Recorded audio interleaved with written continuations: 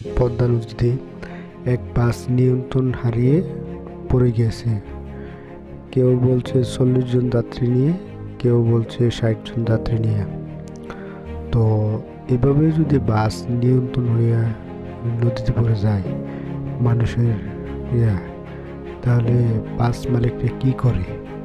এই বাসটারে চেক দিল না কেন? আগে চেক দিল না কেন? এটা কি ব্রেক ফেল আছে না ব্রেক কাজ করে? এগুলো কেন চেক দেয় না? এই বাংলাদেশের আসলে কি বলবো, বাস সমিতি মালিকের তারা আসলে ঠিকভাবে নিয়ন্ত্রণ করে না। সড়ক প্রতিমন্ত্রী কি বলবে? এই যে এইগুলা যে কাজ হয়, এগুলো ঠিক যে এগুলা আপনার বাস মালিকরা, এই দুর্ঘটনা হচ্ছে এই বেশি, এবার ঈদে একবারে